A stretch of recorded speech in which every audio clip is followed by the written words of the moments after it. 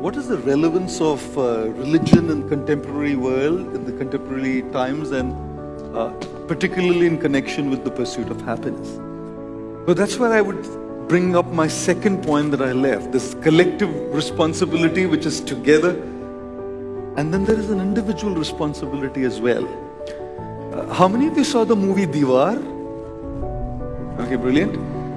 How many of you remember the dialogue between Amitabh Bachchan and Shashi Kapoor, where Amitabh Bachchan talks to Shashi Kapoor and says, "Mere paas bangla hai, gaadi hai, naukar hai, chakar hai, tere paas kya hai?"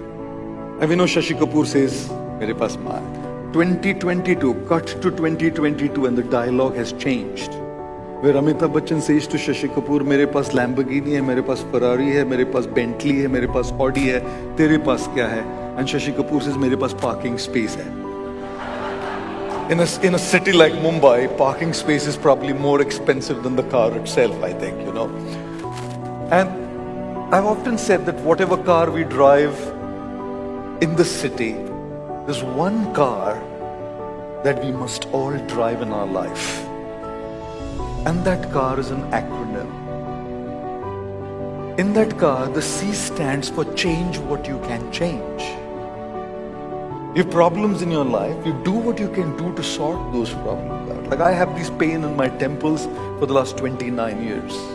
I've tried everything, allopathy, homeopathy, naturopathy, even tried Tirupati, nothing worked. Somehow nothing worked, you know. So at the end of the day, and it's not that I don't try now. I still keep giving my best. Anybody suggests to me a modality of treatment, I'll go for it. So number one, the C in the car is to change what you can change. But to be honest, there are things in life that we can't change. Imagine a terminally ill patient at home. The doctor says 2 months to live. Imagine a couple born with a child with special needs. Can't change everything. And therefore, A in the car stands for accept what you cannot change. One of the fundamental aspects of spirituality is acceptance. If I'm not able to accept things, the more I struggle with fighting those things that I can't change, I'm losing my time and my mental energy on things that are beyond me. And therefore, to come to terms with the fact that this is how much I can change, but there are things that I can't, so the second aspect is acceptance. But there are also going to be things that are beyond my acceptance. I can't even accept them. Like I have a friend and she got married, and in 6 months she found out her husband's gay.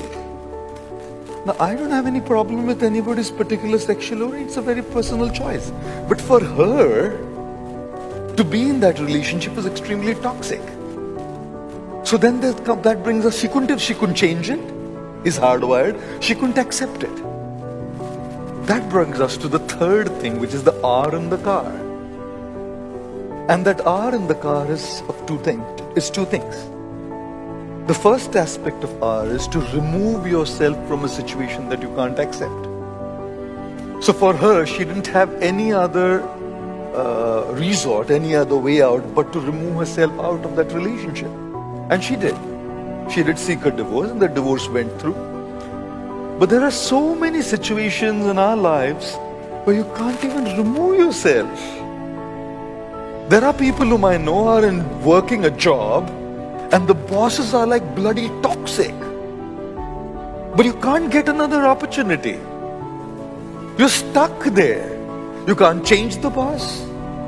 He's who he is, or she is who she is. You can't accept them. You can't even remove.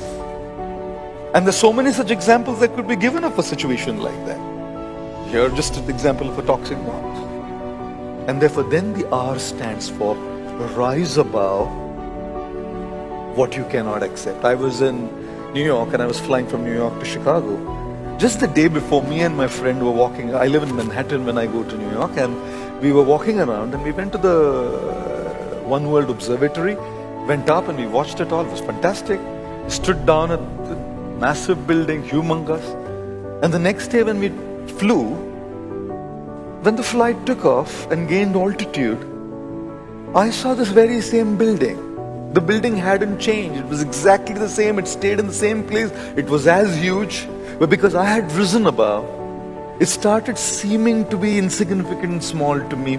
Not because it became insignificant, because I rose above.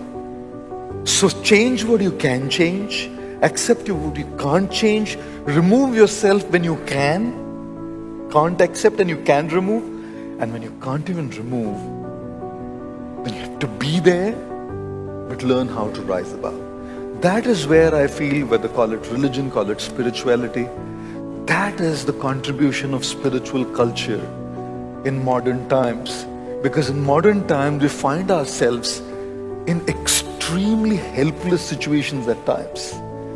Situations where nothing outside is able to help us.